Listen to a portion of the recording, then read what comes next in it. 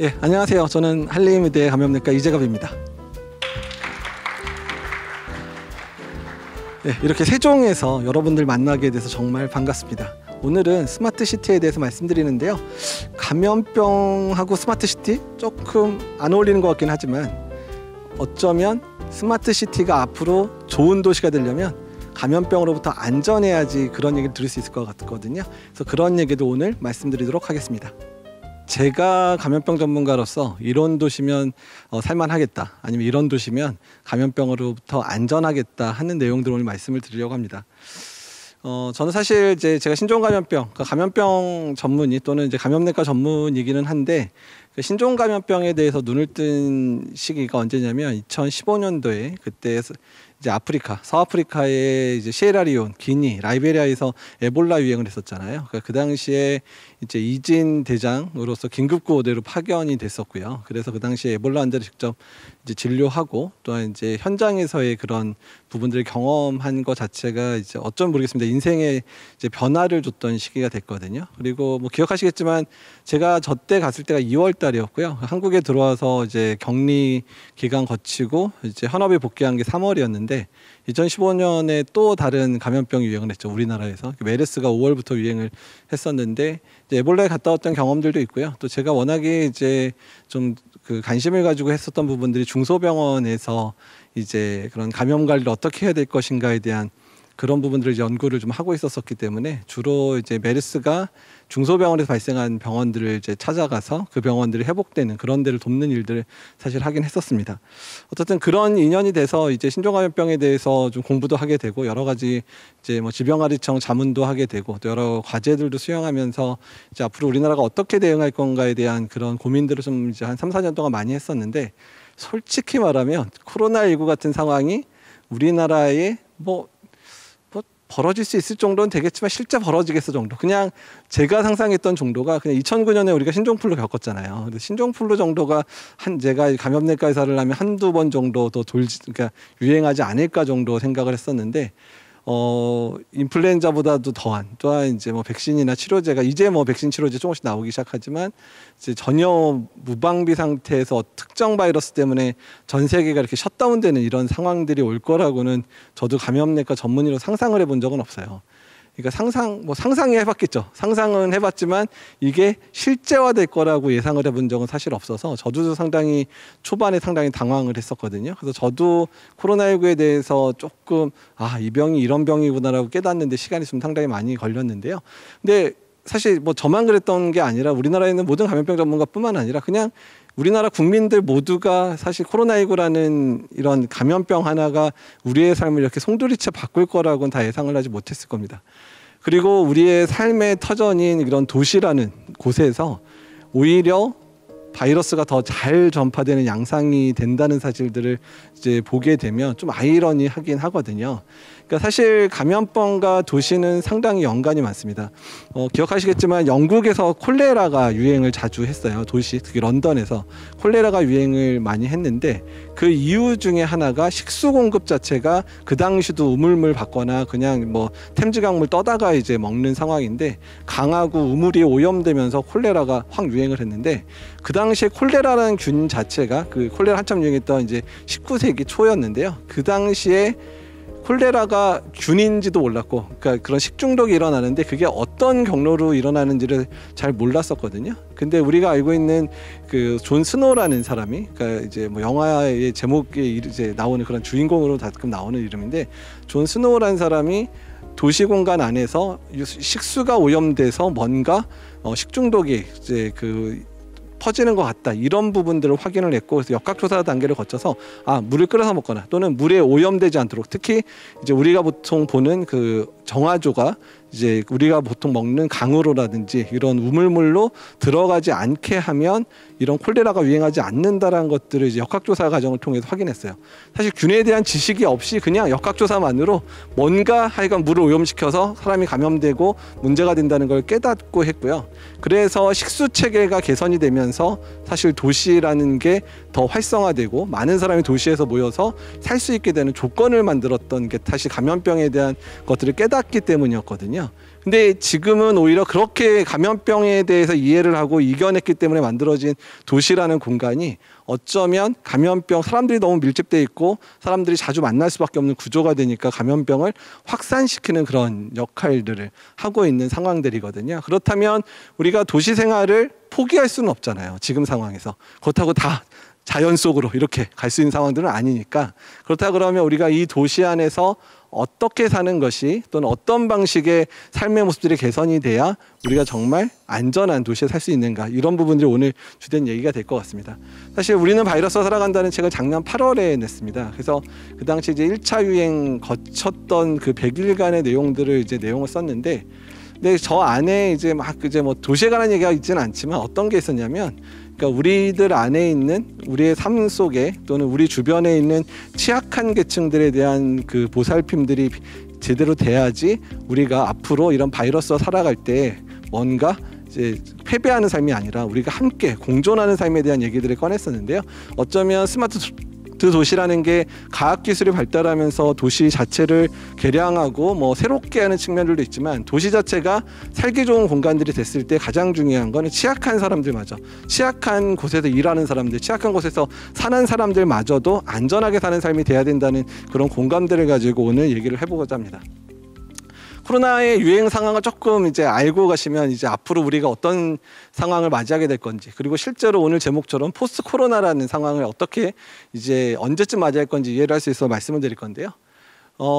지금까지 그 20세기 넘어서 이제 전 세계를 힘들게 했던 감염병들이 이제 1918년에 스페인 독감, 1968년에 홍콩 독감, 2009년에 신종플루, 또한 이제 2015년에 에볼라, 그 다음에 2015년에 메르스, 한국, 우리나라 이제 메르스 겪었죠. 근데 보시면 스페인 독감, 홍콩 독감, 신종플루 이렇게 얘기를 하는데, 지금 1968년에 유행했던 홍콩 독감 있잖아요. 되게 뭐 오랜 시간이 지났죠. 50년이 넘었잖아요. 그럼 저 홍콩 독감은 지금도 우리의 삶에 영향을 주고 있을까요? 영향을 주지 않을까요? 줄 것 같아요? 어떻게 줄 것 같아요? 토착화되어 있을 것 같다는 생각이 들죠. 저 홍콩 독감이 사실은 아직도 토착화돼서 매년 겨울 유행하고 있어요. 50년째. 그리고 신종플루 기억하시겠지만, 신종플루 처음 막 유행할 때 공포감 장난 아니었잖아요. 사실 코로나 작년 시작할 때나 신종플루 처음 시작할 때 공포감 비슷했거든요. 근데 신종플루 2009년 말에 백신 나오고 또 워낙에 치료제인 타미플루도 있었으니까 우리가 코로나를 대할 때에 비해서는 그렇게 공포감이 크게 느끼지도 않았고, 사실 저 신종플루 지금도 유행할까요, 안 할까요? 유행해요. 예, 2009년에 분명히 정말 코로나처럼 무서운 바이러스라고 생각을 했는데, 뭐 백신도 나오고 치료제 나와서 그냥 우리가 그냥 감당할 만한 바이러스가 돼버리니까 지금 똑같은 바이러스가 겨울마다 2, 3년에 한 번씩 크게 유행을 하고 있거든요. 그럼 어떻게 됐죠? 그때처럼 공포감 안 느끼잖아요. 그러니까 여기서 이 얘기를 해드리는 얘기가 뭐냐면, 코로나19가 그렇게 될 가능성이 높다는 얘기예요. 그러니까 홍콩 독감이나 신종플루처럼 토착화될 거다. 그다음에 겨울마다 유행하는 그런 이제 독감과 비슷한 그런 바이러스 남을 가능성이 상당히 높을 것 같아요. 그다음에 두 번째는 어떻게 될 거다? 코로나19에 대해서 이제 백신 접종이 이제 막 시작됐잖아요. 많은 사람이 백신 접종을 하면 사망률이 떨어질 거고, 그리고 또 어떤 게 생기죠? 또 유행 자체도 감소되고, 이러다 보면 코로나19를 우리가 대할 때 이제 사람 많이 죽지도 않는 바이러스고, 전파는 되긴 하지만 많은 사람이 백신 맞아서 전파도 그렇게 많은 사람이 걸리지도 않고 집단 발병 숫자도 막 줄어들기 시작하면 한 몇 년쯤 지나면 코로나19에 대해서 우리가 신종플루 생각하는 것처럼, 그래 그 당시에 정말 공포감이었지만 정말 몇 년을 고생했지만 그래도 이제는 좀 감당할 만한 바이러스가 될 거야, 이런 상황이 될 거라는 얘기죠. 그렇죠. 그렇게 되면 실제로 코로나가 완전히 사라지는 그런 종식은 우리가 맞기는 힘들겠지만, 어떤 종식이죠? 심리적으로 코로나도 그렇게 위험한 바이러스는 아니야, 이렇게 되면 심리적 종식이 언젠가 일어날 거다. 빠르면 백신 접종이 정말 순탄하게 이루어지고 뭐 변이 바이러스가 생각보다 힘을 못 발휘한다 그러면 1, 2년 내에 그런 상황이 올 수도 있고, 변이 바이러스가 계속 문제를 일으키면 몇 년쯤 있다가 변이 바이러스까지 좀 이제 막을 수 있는 여러 가지 뭐 이제 수단들, 백신이라든지 치료제가 나오면 그때쯤 되면 우리도 코로나19에 대해서 조금 더 편안하게 생각할 날이 올 거다, 이렇게 생각을 하고 있습니다. 예, 1918년에 스페인 독감 심각했습니다. 그 당시에 기록에 남아있는 거는 전 세계 인구가 15억 명이었는데 5억 명이 감염이 됐고요. 그리고 5천만 명이 죽었거든요. 그러면 코로나19는 스페인 독감에 비해서는 아직까지는 뭐 그 정도까지는 아닌 거죠. 그래도 무섭긴 무섭습니다. 그러면 이제 3월 8일자긴 하는데요. 1억 1천만 명 이상, 지금 거의 1억 2천만 명 넘게 확진자가 발생을 했고 전 세계 사망자가 250만 명을 넘었습니다. 조만간에 300만 명이 도달할 건데 그 유행 자체, 새롭게 확진되는 환자가 작년 중국에서 시작되면서 올해 1월까지 계속 늘어났어요. 그러니까 매일 확진되는 숫자가 그러니까 어떻다는 얘기죠. 유행 자체가 계속 악화가 됐는데 처음으로 언제 꺾였냐면 1월 말에 꺾였어요. 꺾여서 살짝 떨어지다가 지금 정체기긴 한데 왜 꺾였을까요? 갑자기 백신 때문에? 백신이 이제 3월 첫 주 넘어가면서 한 3억 명 정도가 이제 1차 접종을 쓰긴 했는데 근데 그것 치고는 전 세계 인구가 70억인데 3억 명 맞았다고 유행이 꺾일 것 같지는 않죠. 유행이 제일 많았던 국가가 어느 나라였어요? 전 세계에서 제일 매일 확진자 제일 많았고 전 세계 제일 많은 확진자 나온 국가가 어디죠? 아이러니하게도 미국이었어요. 미국이 12월 1월까지 40만 명씩 발생하다가 지금 10만 명 미만으로 발생이 떨어졌는데 그러니까 백신 접종의 영향도 좀 있겠지만 백신 접종 아직 미국 20% 못 넘었거든요. 그러니까 아직까지 유행이 잡힐 건 아닌데 정권이 바뀐 게 큰 역할을 했어요. 미국의 정권이 바뀌면서 바이든 정권 들어서면서 마스크 착용 강화시켰고 그다음에 사회적 거리두기 강화시키면서 유행이 먼저 꺾이고 백신 접종 때문에 사망자가 숫자가 이제 전체적으로 떨어지는 상황들이 발생을 하고 있거든요. 그러니까 미국이 꺾이니까 전 세계 유행이 꺾이는 그런 상황들이 오고 있어요. 사실 우리나라 같은 경우에는 이건 이제 미국이 이제 꺾였다는 거 보여드리는 거죠. 주황색 그래프가 이제 미국인데 미국이 꺾이고 나니까 전 세계의 그런 확진자 꺾였다는 거고요. 우리나라 확진자가 3월 8일 기준으로 9만 2천 명이었고 사망자가 1,600명인데요. 아까 잠깐 말씀드렸죠. 미국이 지금 많이 줄어서 6만 명에서 10만 명 발생하는데 우리나라 1년 동안 발생한 확진자가 미국은 아직도 매일 발생하고 있고요. 우리나라 1,600명 사망했잖아요. 근데 미국이 한참 12월하고 1월에 사망자 많을 때 하루에 4,000명씩 사망했어요. 엄청난 숫자가 사망을 하긴 했죠. 어떻든 간에 우리나라도 이제 우리나라 1,600명 사망했는데 작년 10월까지 500명 사망했었거든요. 근데 우리나라 3차 유행 되게 심하게 겪었잖아요. 3차 유행 겪으면서 거의 1,000명 넘게 이제 사망을 해서 우리나라도 유행 자체가 커지면서 겨울 내내 사망자가 꽤 늘었다는 것들을 보여주고 있기 때문에 만약에 우리도 더 큰 유행을 맞으면 사망자가 확실히 늘어날 수도 있겠다는 거고요. 그리고 사망률과 관련돼 있는 얘기를 말씀드리면 주로 어느 연령대가 많이 사망하냐면 연세 드신 분들, 특히 70대, 80대의 사망률이 상당히 높습니다. 80대는 20%가 사망해요. 20%. 70대는 한 6에서 7% 사망하거든요. 그러니까 무섭죠. 80대 어르신들은 정말 코로나 감염되면 5분 중에 1명 사망하고요. 그리고 1,600명의 확진자 중에서 가장 많은 집단 발병으로 사망한 그룹이 어디냐면 요양원하고 요양병원에 계셨던 어르신들. 그래서 요양원, 요양병원에서 확진돼서 사망한 분이 전체 감염자의 30%입니다. 500명이 넘거든요. 그러니까 좀 이따 스마트 시티에 대해서 얘기를 하게 말씀을 드릴 거면 아까도 말씀드렸지만 도시를 안전하게 하는 측면들인데 감염병이 전파만 차단하는 게 아니라 감염병의 전파에 있어서 취약한 계층들을 어떻게 보호할 건가에 대한 부분들도 스마트 시티 안에 내용들이 당연히 들어갈 수밖에 없는 내용이 될 수밖에 없습니다. 그래서 유행 예측과 관련되어 있는 그래프를 보여드리면 그러니까 이 지금 코로나19 유행하면서 벌써 우리나라만 3번의 유행이 있었죠. 국가마다 뭐 3번, 4번 정도의 유행이 있었던 것처럼 사회적 거리두기가 느슨해지면 유행했다가 강화시키면 떨어지는 패턴으로 계속 반복될 거고 그리고 아까 스페인 독감 잠깐 그래프 보여드리긴 했는데 스페인 독감 같은 경우에 초기에 한번 이렇게 유행을 하고 가을, 겨울에 엄청 큰 유행을 했거든요. 근데 코로나도 마찬가지죠. 우리나라 봄하고 여름에 살짝 유행을 하고 작년 겨울에 큰 유행했죠. 유럽하고 미국도 10월 이후에 엄청난 유행을 해서 올해 2월까지 유행 크게 했잖아요. 그러니까 스페인 독감이랑 거의 비슷한 패턴들로 가고 있어요. 마지막으로 이제 하나 남아있는 상태가 이제 앞으로 유행상은 어떻게 될 거냐. 아까 잠깐 언급이 됐지만 이제 백신도 접종도 어느 정도 되고 사람들이 코로나 바이러스에 대해 충분히 알게 됐고 치료제도 조금씩 좋은 게 나오다 보니까 이제 유행 자체는 큰 유행들은 백신 접종이 어느 정도 이루어지면 유행이 꺾이기 시작할 건데 그걸 어디서 지금 저희가 볼 수 있냐면 이스라엘에서 볼 수 있어요. 이스라엘이 전 인구 한 900만 명, 우리나라 서울 정도의 인구가 살고 있는데 작년 말에 뭐 하루에 10,000명씩 발생하다가 백신 접종이 이제 막 이제 접종이 시작되면서 노인층 접종이 마칠 때 사망자 숫자가 확 떨어지기 시작했고요.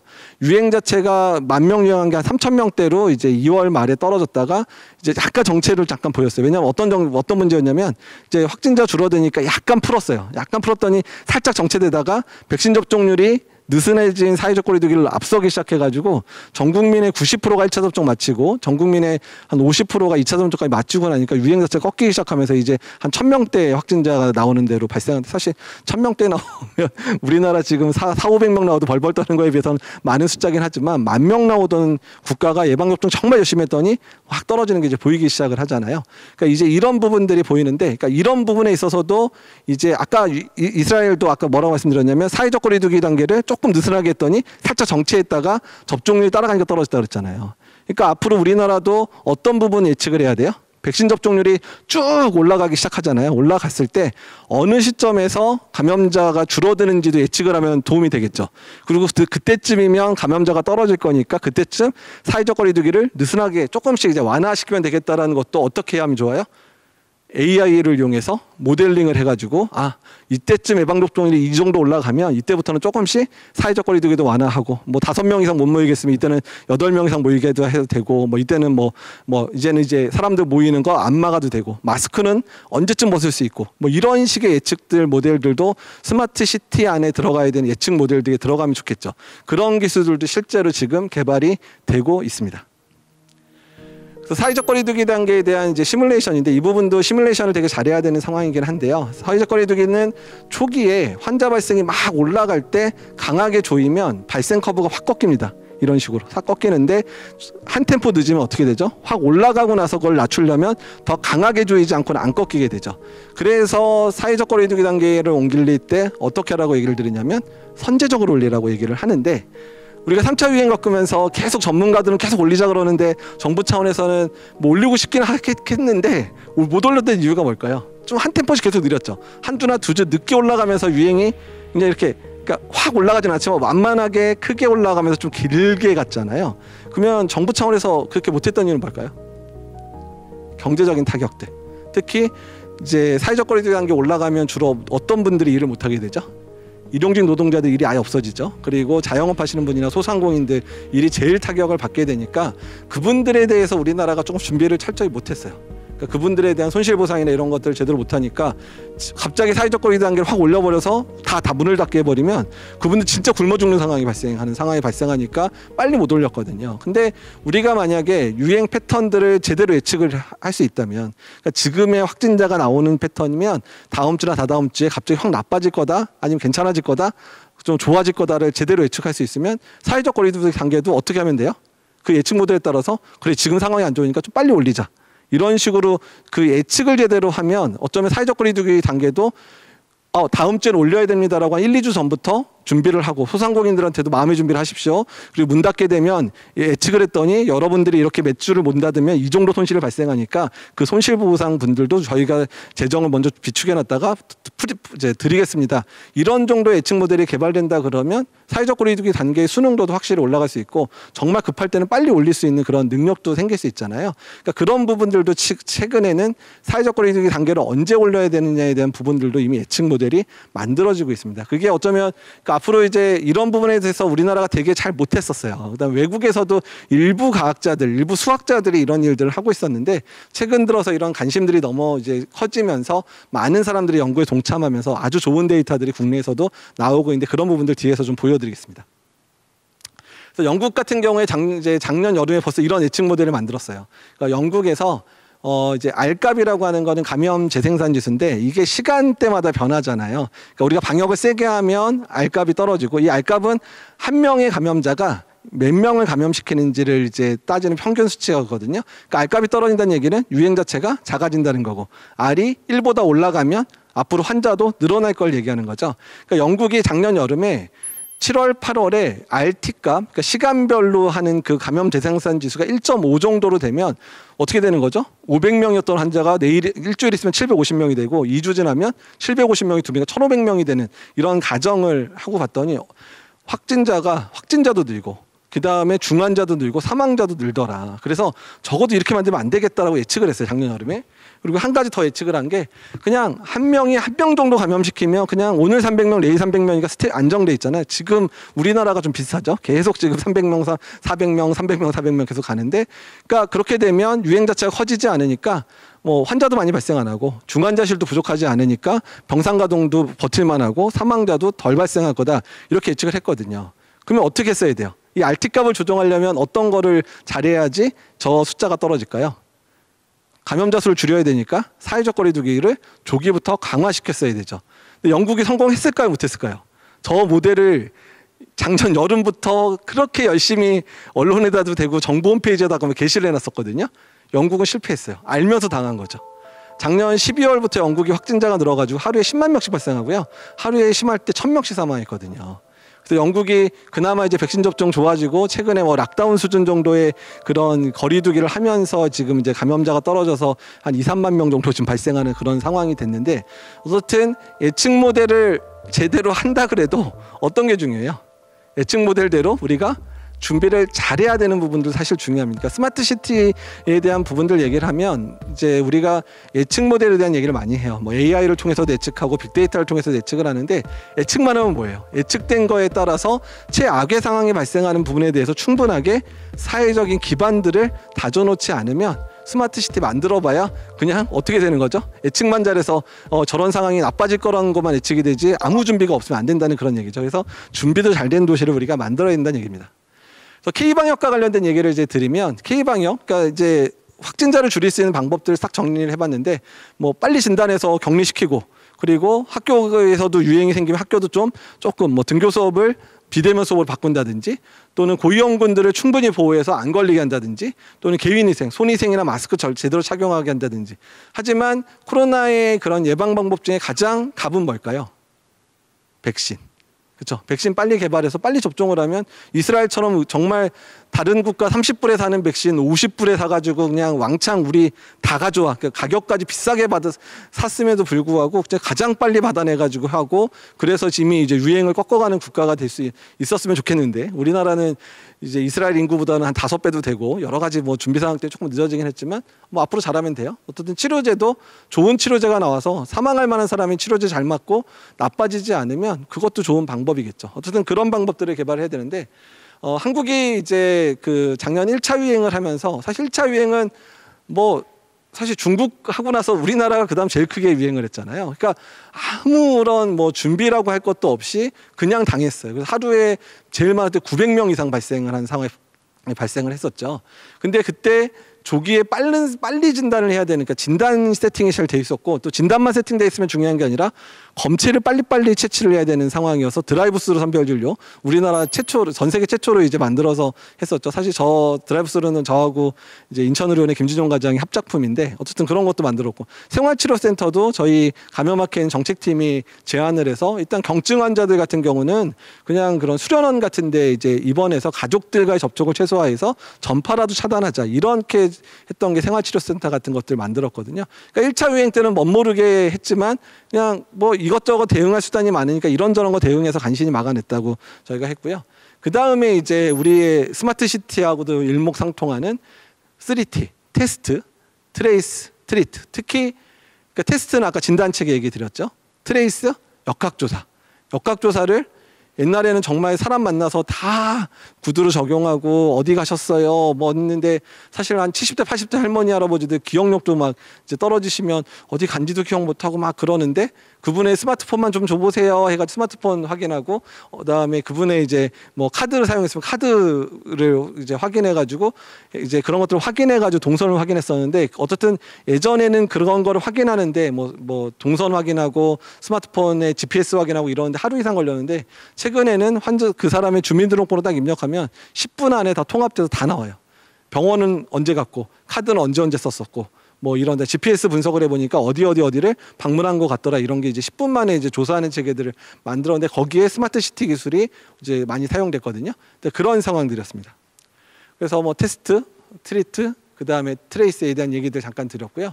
그래서 역학조사 지원 시스템, 방금 말씀드린 대로 이제 24시간 걸리던 그런 역학조사의 주요 팩터들이 이제 한 10분 만에 데이터가 나오면 그 10분 안에 나온 데이터를 통해서 그곳에 방문했던 사람들한테 이제 연락을 하고 그 사람들이 중에서 접촉자들을 분류해서 바로 자가격리에 들어가게 되는 이런 상황들을 만든 스마트 시티 기술에 들어갔었고요.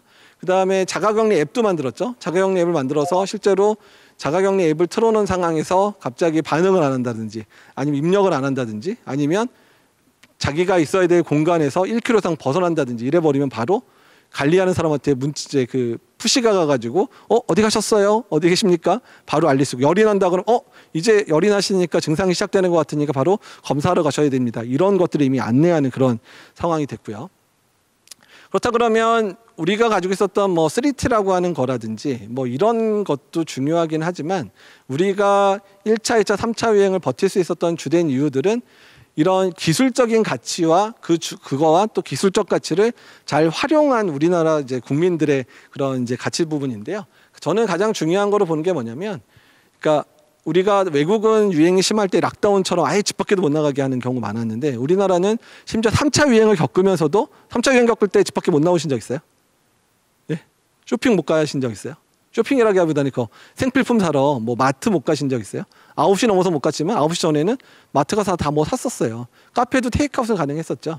근데 외국 같은 경우는 아예, 그러니까 영국이 유럽 같은 경우에 작년 3월, 4월, 5월에 락다운 됐을 때는 집 밖에 나가려면 신분증 보여주고 어디 가는지 확인받고 나갔어야 되는 상황이었거든요. 그러지 않으면 벌금 내고, 그리고 이제 너무 답답해하니까 운동하려고 그래도 그 지나가다가 경찰한테 해서 저 1시간 운동하는 거 확인해가지고 언제 집에서 나가서 언제 들어가는 것까지 확인받고 운동해야 되는 그런 상황이었는데 우리나라 그러진 않았잖아요. 근데 그럴 수 있었던 이유가 뭐죠? 정부가 공권력 가지고 강제로 막 통제를 안 하더라도 국민들이 마스크 되게 잘 썼고, 그 다음에 사람 사회적 거리 되게 지키자 그러니까 정말 꼭 필요한 직장하고 집만 정말 왔다 갔다 하면서 그렇게 생활을 잘 지냈죠. 지금은 뭐 이렇게 잘 하는 것 같지는 않지만 그래도 기본은 하고 있어요. 기본. 5명 이상 모이지 말라니까 진짜 5명 이상 안 모이잖아요. 4명씩만 모여서 문제지. 그러긴 하지만 어쨌든 그런 식으로 해서 우리나라 국민들, 그러니까 K방역이라고 하는 부분에 있어서 어떤 특정하게 뭐 역학조사 자료고 이런 것도 다 중요하고 뭐 생활치료센터라든지 드라이브스루 이런 거 다 중요하긴 하지만 더 중요한 거는 그냥 국민들이 그런 1차, 2차, 3차 유행이 됐을 때 자발적으로 참여했던 부분들이 상당히 역할을 했다는 부분입니다. 그래서 사실 스마트 시티를 얘기할 때 스마트 시티 뭐 예측도 잘하고 안전망도 잘 갖추고 아무리 잘해봐야 스마트 시티에 사는 사람들이 자발적으로 그 스마트 시티의 것들을 잘 활용하고 또 거기에서 정해져 있는 규칙들을 잘 따라주면 그 스마트 시티가 훨씬 더 빛을 발하겠지만 만약에 그냥 몰라 난 뭐 별로 이렇게 되면 힘들다는 거예요. 그래서 우스갯소리를 어떤 얘기를 하냐면 영국 같은 경우는 아까 모델링하는 거 영국 거 보여줬잖아요. 예측도 잘하고 시스템도 좋아요. 근데 뭘 하려고 그러면 국민들이 나 못해 무슨 락다운이야 막 반발하고 막 자영업자들 문 열어달라고 시위하고 막 이래서 영국은 정부하고 의료 체계는 잘하는데 국민들이 안 따라준다고 이런 얘기를 했고요. 미국도 마찬가지였어요. 그러니까 미국은 작년에 이제 그 무슨 대통령 때여서 지도자도 못하고 국민들도 막 뭐 락다운 하자 그러니까 갑자기 막 차 끌고 나와가지고 막 마스크 벗고 시위하고, 작년 유세하는데 트럼프 대통령 유세할 때는 3분의 2가 마스크 안 쓰고 나와가지고 유세 보고 막 이런 상황들이었잖아요. 그래서 거기는 뭐가 문제였죠 작년에? 지도자도 문제고 국민들도 일부 문제고. 그럼 한국은 어땠다? 뭐 정부도 뭐 약간 불만이 있을 수는 있지만 그래도 작년 그 정도면 질병관리청 선방했죠. 그리고 국민들이 훨씬 더 자발적으로 정말 잘했다. 이런 부분들 따라서 국민하고 정부하고 정말 잘 조화를 했던 국가가 우리나라다 이렇게 평가를 많이 하고 있기는 합니다. 이제 오늘 가장 주된 얘기를 해야 되는 시간인데요. 포스트 코로나 시대의 스마트 시티와 관련된 얘기는 아까 잠깐 말씀드렸지만 감염병 정보를 수집하고 분석을 해서 지금은 감염병이 유행을 하지 않지만 전 세계에서 유행하고 있는 감염병이 우리 도시에 들어올 수 있는 거에 대한 정보를 계속 수집을 해야 되는 거죠. 그래서 문제가 있을 수 있는 거라면 먼저 사전에 그 질병에 대해서 우리 도시가 뭘 준비해야 되는지를 확인하는 작업들을 거칠 수 있겠죠. 그래서 전 세계의 정보들을 잘 수집해서 특정 국가나 특정 지역에 유행하는 감염병이 우리한테 영향을 줄 수 있을지 없을지 이런 연구가 필요하다는 거예요. 두 번째는 실제로 감염병이 유행을 시작했어요. 그러면 역학조사를 하고 접촉자 추적을 해서 접촉자들은 이제 발병할 수 있으니까 격리를 시켜야 되는 상황들이죠. 그리고 역학조사를 통해서 이 사람이 누구누구한테 전파시켰는지를 또 확인하는 작업들을 해야 되는데, 문제는 역학조사의 과정에서 계속 지적됐던 게 뭐죠? 역학조사를 하다 보니까 이 사람이 어디 간지 다 털리잖아요. 그러니까 사실 혼자서 어딜 가서 아무도 안 만났는데도 처음에는 그러니까 누구 접촉도 안 한 공간까지 다 털어져가지고 이 사람 진짜 뭐라고 사는 사람이야 뭐 이런 얘기까지 들었는데, 근데 그 부분은 인권위원회에서 조정을 해주면서 이제는 그 접촉자가 발생할 만한 공간만 노출을 시키고, 그리고 이제 2주 정도 지나면 이제 발병한 사람 다 발병할 거니까 2주 지나면 다 내용을 삭제하는 대로 생겼지만, 뭐 지금은 그런 식으로 사후적으로 관리한다면 앞으로 어떻게 되면 좋을까요? 이 정보들이 데이터들을 어떻게 안전하게 모을 수 있는, 뭐 블록체인을 이용한다든지 이런 걸 통해서 그 사람의 동선이나 이런 정보들이 안전하게 추적이 돼서 실제로 개인정보가 노출되는 건 없이 역학조사의 과정 중에서 정말 딱 지적해서 당신은 밀접 접촉자니까 자가격리 되십시오. 그러니까 특별하게 역학조사의 동선을 공개할 필요도 없고 그냥 모든 정보를 통합했더니 이렇게 자가격리 대상자입니다. 본인 확인해서 누구누구 언제 만났죠? 만났다 그러면 그분이 확진됐으니까 들어가 이제 자가격리 하십시오. 이 정도 단계고, 이거보다 한 단계 더 올라가면 어떻게 될까요? 감염병과 관련돼 있는 내 동선하고 각 확진자가 나온 동선들을 빅데이터에서 만나서 그거를 3D 차원으로 이렇게 매칭을 시키다 보면 어떻게 되죠?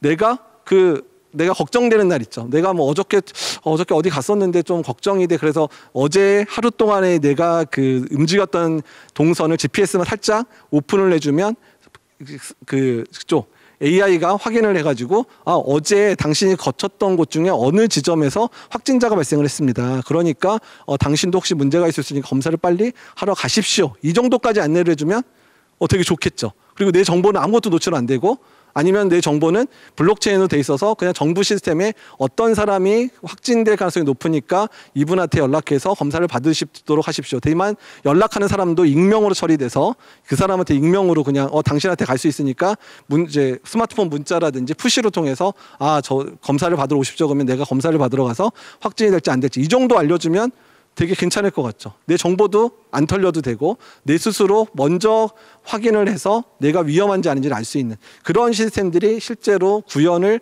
앞두고 있는 상황이 되고 있어요. 그리고 이제 감염병 환자가 진단이 되면 AI나 빅데이터 기술을 이용해서 요새 뭐 왓슨 이런 거로 해서 암 치료하는 것처럼 감염병 환자도 치료에 도움받을 수 있죠.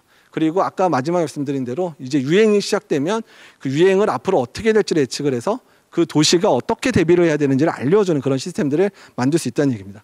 간단하게만 얘기 드릴게요. 감염병 정보 수집인데 전 세계에 있는 뉴스라든지 아니면 가십거리, SNS에서 유행하는 감염병 정보. 그러니까 특정 지역에서 이상하게 요새 나 열나고 기침해요. 이렇게 너무 아파요. 이런 SNS를 사람들이 막 올리면 그 정보를 수집해서 여기는 뭔가 도는가 보다 해가지고 그 내용들이 트렌드가 다른 도시보다 더 많이 올라간다든지 아니면 전년도보다 훨씬 더 그런 정보가 많이 쌓이면 여기 뭔가 유행하나 봐. 그러면 거기에 역학조사관이 가가지고 뭔가 문제가 있는지를 확인해서 정보 수집할 수 있겠죠.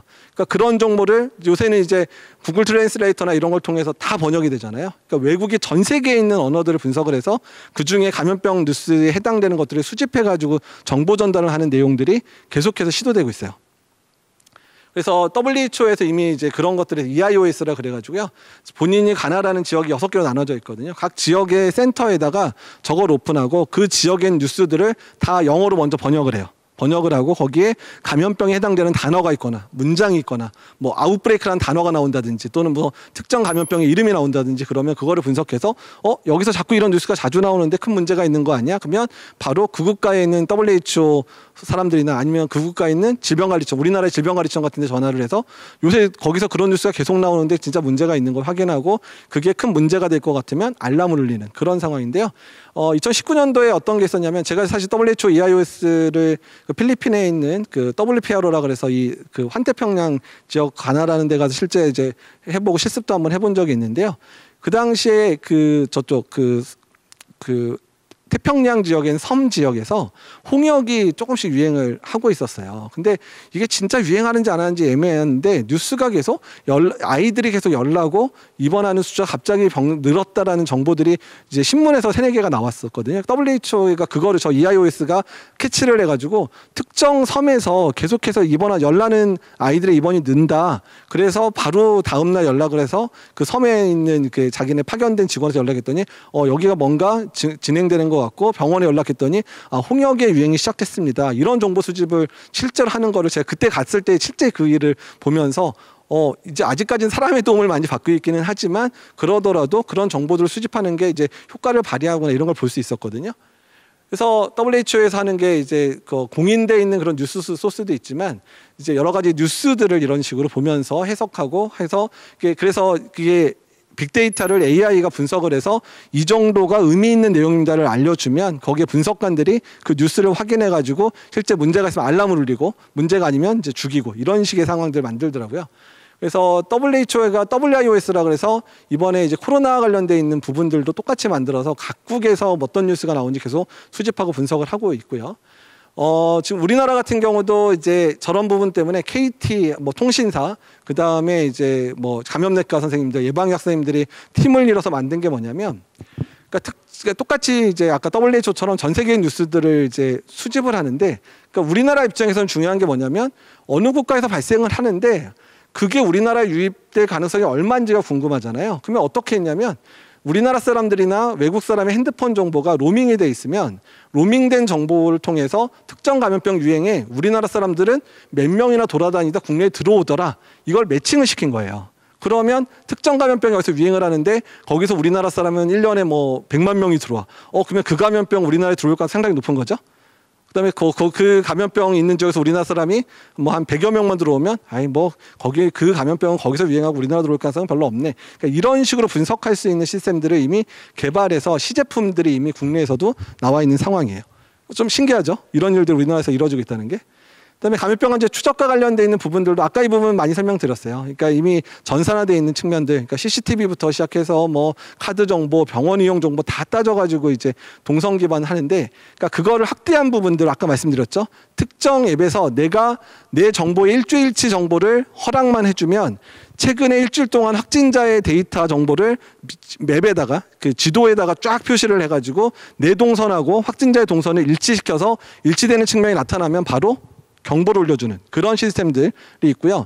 미국이나 유럽 같은 경우는 구글이나 이제 iOS, 그러니까 애플이 본인이 동의를 하게 되면 블루투스로 이제 접촉 여부를 확인하는 거예요. 그래서 15분 이상 접촉된 정보가 구글이나 iOS 서버에 남아요. 그러니까 동의한 사람에 대해서. 그래서 그 중에서 본인이 확진이 된 사람이 나는 확진됐어요 하고 이렇게 클릭을 해주면 블루투스 정보에서 15분 이상 같이 있었던 거에 한 번이라도 있었던 사람한테 다 문자 메시지가 날라가요. 당신이랑 15분 이상 같이 있었던 사람이 오늘 확진됐습니다. 그럼 누구 정보인지 안 알려주죠. 그냥 블루투스에 한번 접촉됐던 것만 나오는 거니까. 근데 다만 이거는 본인이 블루투스를 꼭 켜놔야 되고 그 앱을 설치해야 되는 측면이 있어서 활용도가 높진 않지만 호주만 와도 이 앱을 500만 명이 깔아서 쓴대요. 그러니까 그러면 만약에 이 부분에 있어서 개인정보 보호라는 측면을 좀 더 강화시키면 아까 말씀드린 블록체인이나 이런 것들 통해서 내 정보가 남한테만 전달이 안 되게만 하고 일치만 되게 해준다면 안전하다고 생각되면 많은 사람이 설치하겠죠. 그러니까 우리나라 내에서도 시도를 해보려고 했지만 시도는 안 하고 있지만 이런 방식들도 시도되고 있어서 그러니까 내가 감염될 수 있는지 또는 누가 위험한 곳에 있었는지 여부를 확인해주는 그런 시스템들이 이미 만들어지고 있습니다. 진료 지원과 관련된 부분들은 인공지능을 활용해서 그러니까 최근에는 그러니까 코로나 환자가 진단될 때 폐렴이 의심될 때 일단은 CT도 찍고 그 다음에 엑스레이 찍어서 보는데 확진자가 너무 많이 발생을 하면 의사들이 다 일일이 확인하기 어렵잖아요. 그러니까 그 부분을 AI가 한번 걸러주는 거예요. 그래서 엑스레이랑 뭐 CT 같은 거, 특히 의료진이 많이 없는 쪽, 뭐 생활치료센터 이런 데는 뭐 의사 한 명 정도가 그냥 거기 있는 센터 뭐 이번엔 200명 정도를 다 확인하니까 뭐 엑스레이 다 찍어서 확인하기 어렵잖아요. 그럼 한번 걸러주는 거예요. 엑스레이를 AI가 걸러줘서 이거는 폐렴 의심이 됩니다. CT도 걸러서 이거는 폐렴 의심된다 걸러주면 그때 봐서 확인했는데 지금 이미 어느 정도 수준이냐면 코로나19에 의한 폐렴에 대한 진단율이 그러니까 영상의학과 전문의가 진단하는 거 진단하는 수준과 거의 버금가는 수준 정도로 폐렴을 잡아내는 수준까지 올라갔거든요. 그러니까 이런 시스템들을 좀 활용하면 확진자가 많이 발생하는 상황에서 그런 환자들을 좀 빨리 골라내서 빨리 이제 병원으로 이송하게 하는 그런 역할들도 할 수 있을 거라 생각을 하고 있습니다. 그래서 정확도 부분이 사람이 하는 거랑 이제 그 AI가 하는 게 거의 비슷하다는 커브가 지금 거의 일치하게 가고 있잖아요. 그래서 이런 부분들 보여드리는 거고요. 감염병 액측 모델링과 관련된 부분도 뭐냐면, 그러니까 행동 변화를 고려한 수리 모델 같은 게 있는데요. 뭐냐면, 그러니까 사회적 거리두기 단계가 막 이제 올릴지 말지 고민을 할 때, 그러니까 우리나라에서 좀 재밌는 사실이 있었는데요. 우리나라 같은 경우는 유행이 이렇게 막 나빠지잖아요. 정부 차원에서 사회적 거리두기를 강화하기 전에 국민들이 먼저 움직였어요. 갑자기 확진자가 200명 나오다 갑자기 500명 나오면 이거 안 좋은데 그러면서 오늘 약속은 취소해야지 국민들이 이렇게. 그러니까 특정 상황이 나빠질 때 어떤 사람은 어떻게 되는 거죠? 나는 지금 상황이 안 좋으니까 약속도 취소하고 사회적 거리두기 잘 지킬게. 또 어떤 사람은 잘 안 지키는 사람이 있을 게 아니에요. 그러니까 그런 부분들을 예측을 해서 만약에 사회적 거리두기 단계를 한 80% 정도의 사람들이 잘 지키는 상황이 되면 다음 주는 환자가 이렇게 발생할 거고, 사회적 거리두기를 안 지키는 사람이 많아지게 되면 다음 주는 이렇게 상태가 나빠질 거야, 좋아질 거야, 이렇게 예측하는 모델들이 이미 국내에서 개발이 됐거든요. 그러니까 국민들의 어떤 여러 가지 패턴들 있죠. 뭐 지난주에 차량 이동률이라든지 뭐 이제 직장과 집 외에 다른 데를 이동한 그런 동선에 관련되어 있는 정보들을 빅데이터로 받아서 여기에 매칭을 시켜버리면 국민들이 요새 사회적 거리두기 잘 안 지키니까 지금의 발생 사항을 봐서는 더 많은 환자가 다음 주 발생할 것 같아요. 아니면 이미 확진자가 늘어나니까 국민들이 이미 경각심을 가지고 이제 그 이동량을 줄였어. 그럼 다음 주는 확진자가 줄겠지. 그러니까 이런 것들도 이미 예측이 가능하다는 거예요. 그리고 더 이제 관심을 많이 끄는 부분들은 아까 잠깐 얘기 드렸지만 이제 앞으로 백신 접종이 막 이루어져요. 백신 접종이 막 이루어지면 언제쯤 되면 확진자가 줄어들기 시작하고 사망자가 줄 건가에 대한 백신 접종을 고려한 수리 모델링도 여러 팀에서 우리나라에서 지금 하고 있는데, 한 가지 재미있는 사실은 뭐냐면, 그러니까 백신 접종이 이루어질 때 유행이 악화되는 상황이 돼버리면 백신 접종 대상이 달라질 수도 있는 상황이 벌어질 수도 있대요. 근데 사실 접종 대상을 지금 바꿀 수 없죠. 그러니까 지금 유행처럼 우리나라가 지금 300~400명대로 이제 그러니까 아까 RT 값이 1 정도로 유지를 해서 쭉 가게 되면 지금 순서대로 접종을 하면 여름 넘으면 사망자가 확 급감한다는 데이터가 나와요. 사망자. 왜냐하면 좀 고위험군 중심으로 접종을 하잖아요. 65세 이상 접종하고 뭐 의료진 접종하고 하는데, 그래서 고위험군 접종을 하면 여름 넘으면 떨어지는데, 문제가 지금보다 갑자기 유행이 악화돼서 하루에 1000명, 2000명 이렇게 많이 발생을 하게 되는, 그래서 RT 값이 2가 되거나 이렇게 되면 전체 확진자가 많아지다 보니까 지금 백신 접종을 하는 상황으로 접종을 해버리면 사망자가 안 준대요. 너무 확진자가 많으니까 사망자가 늘어나서. 그러니까 그런 경우가 되면 어떻게 되냐면 이 확산을 주도하는 사람을 먼저 맞히지 않고서는 유행을 차단할 수 없대요. 근데 백신이 지금 공급이 제한적이니까 한꺼번에 많은 사람 맞출 수가 없잖아요.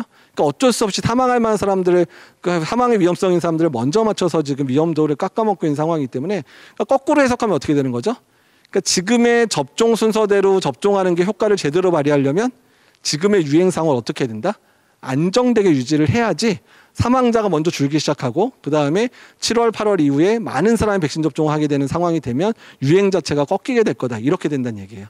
그래서 지금 그런 모델들을 이미 개발이 되고 있고 우리나라 내에서도 연구가 활발히 되어지는데, 그러니까 이런 모든 기술들이 이 스마트 시티 기술에 녹아들기 시작을 하면, 그러니까 앞으로 코로나19와 같은 감염병이 우리나라에서 유행할 수 있을지 없을지에 대한 예측도 되고, 그 위험도가 이거 어떤 거는 지금 너무 위험하다, 이거는 뭐 별거 아니다, 이렇게 예측할 수 있는 모델이 될 수 있고, 위험한 바이러스에 대해서는 먼저 준비할 수 있는 상황들도 될 수 있고, 실제로 이제 코로나19 같은 감염병이 유행을 하게 되면 우리가 어떻게 그 부분에 대해서 확실하게 준비를 해가지고 뭐 역학조사도 잘하고 이런 식으로 할 수 있는 거고, 그 다음에 이제 실제 유행 상황에서 이런 백신 접종에 대한 시뮬레이션이나 사회적 거리두기 단계에 대한 그런 수학적 모델링을 통해서 실제로 대응하는 방법들도 개선할 수 있는 방법들이 있기 때문에, 앞으로 이런 감염병에 대한 그런 많은 연구들을 통해서 우리가 이제는 스마트 시티에 의해서 또 조금 더 감염병으로부터 안전한 도시에서 살 수 있는 그런 상황들을 만들 수 있을 거라 예상을 하고 있습니다.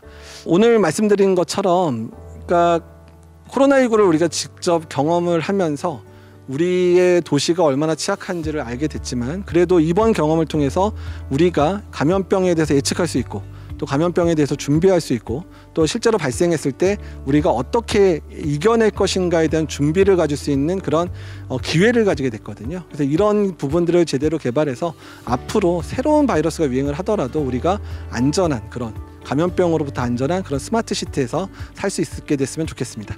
예, 이거로 강의 마치겠습니다. 감사합니다.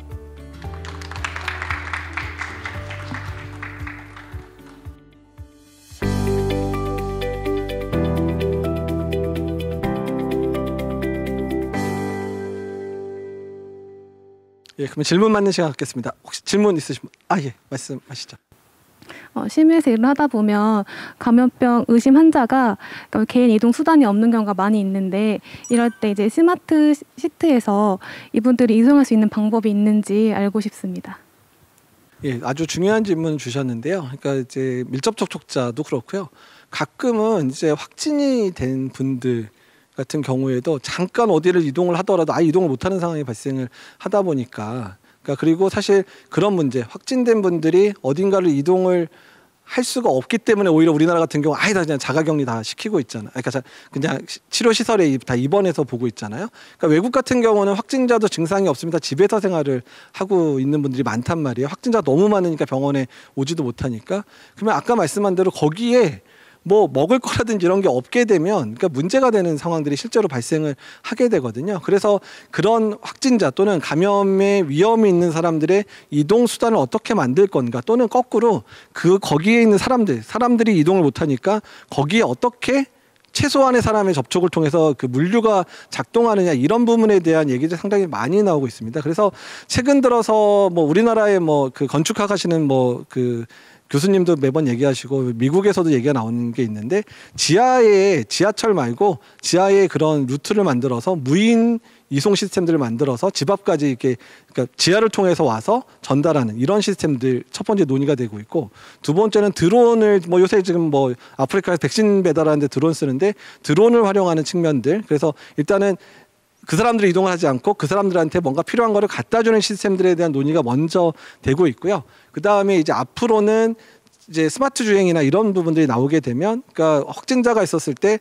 이 사람이 증상이 심하지 않은 사람이라고 한다면 일단 무인 자동차가 가서 사람들을 태워서 데려온다든지 급한 경우는 무인 우주선이 가서 사람을 태워가지고 이제 지금 이제 우리 이제 의료 헬기가 가는 것처럼 이동을 한다든지 그러니까 이런 부분들도 이제 추후에는 논의가 될 거라 생각을 하고 있습니다. 네, 교수님 강의 잘 들었습니다. 코로나 바이러스 유행을 막기 위해서 사회적 거리 두기를 하고 있는데요.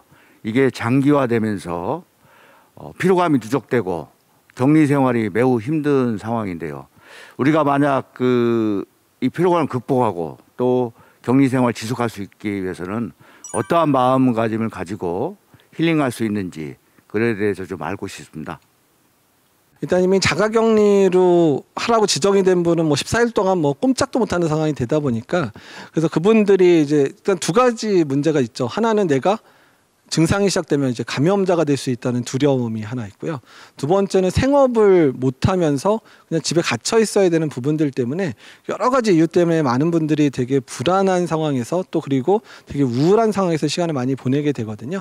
그러니까 이제 그런 부분에 있어서 이제 여러 가지 스마트 시티의 기술들이 적용되면 좋다는 얘기입니다. 그러니까 그분들이 일단은 집 안에 있더라도 아까도 말씀드린 그러니까 여러 가지 그런 필요한 물건들이 제때 이제 도착을 할 수도 있어야 되고 집 안에 있더라도 도시에 어떤 일어나는 많은 일들을 실제로 확인할 수 있는 그런 일도 필요하고 그다음에 집안에 있더라도 재택에서 근무할 수 있는 조건들이 만들어지게 되면 일단은 혹시라도 자가격리 되더라도 삶의 영향을 아마 최소화시킬 수 있는 부분들이 있을 거고요. 포스트 코로나 시대에 이제 앞으로 또 다른 바이러스가 또 출현할 수 있고 그것을 이제 도시에서는 잘 막고 안전하게 대처를 해야 되는데 새로운 바이러스가 이제 유입이 될 때 아까 말씀해 주셨던 것처럼 우리가 예측하고 또 유행을 미리 인지하고 초기에 대처하는 부분도 중요하고 또 한편으로는 도시에서 유행을 했을 때 충분히 치료를 하기 위한 치료 인프라도 중요할 텐데 네. 그렇게 선제적인 대처와 치료 인프라 둘 다 중요하겠지만 어떤 것이 더 우선되어야 될 거라고 생각하십니까? 일단 뭐 둘 다 중요하긴 하는데요. 그러니까 일단은 어떤 감염병이 유행할지를 알아야 그 다음에 치료 시설도 준비를 할 수가 사실 있습니다. 그러니까 만약 에볼라 같은 감염병이 유행을 하면 에볼라는 접촉을 통해서 전파되지만 사망률이 엄청 높거든요.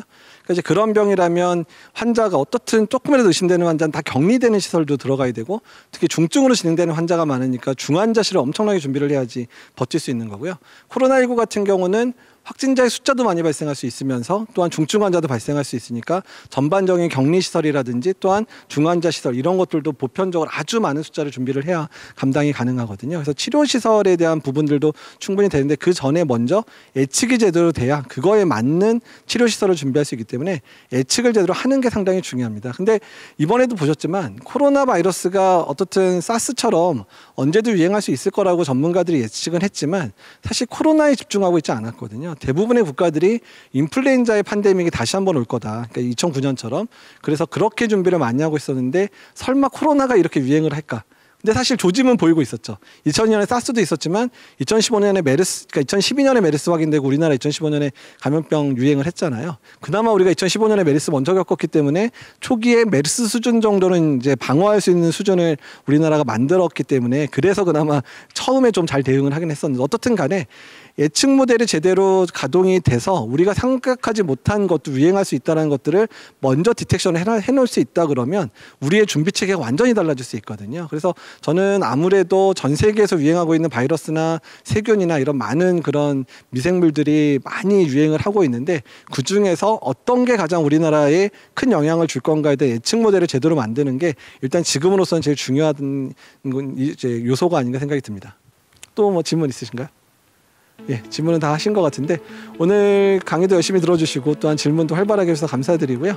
그러니까 앞으로 뭐 스마트 시티라는 게 이제 개념이 잡혀가기는 하지만 그 기반된 기술들은 각 요소마다 이제 어느 정도 이제 무르익고 준비가 되고 있거든요. 그러니까 누군가가 이것들을 통합할 수 있어야 되는데 저는 세종시가 그런 스마트 시티 만드는데 가장 최적화된 도시라고 생각이 듭니다. 왜냐하면 일단 새로 만들어진 도시고 계획하에 만들어진 도시이기도 하고 그다음에 정부의 많은 부처들이 같이 모여 있기 때문에 협력도 가능한 거죠. 그리고 또 우리나라의 IT 기술이라든지 또 빅데이터 AI 기술도 계속 발전하고 있기 때문에 이런 세종시가 앞으로 스마트 시티를 선도하는 그런 도시가 됐으면 좋겠습니다. 예, 이거로 모든 순서 마치도록 하겠습니다. 감사합니다.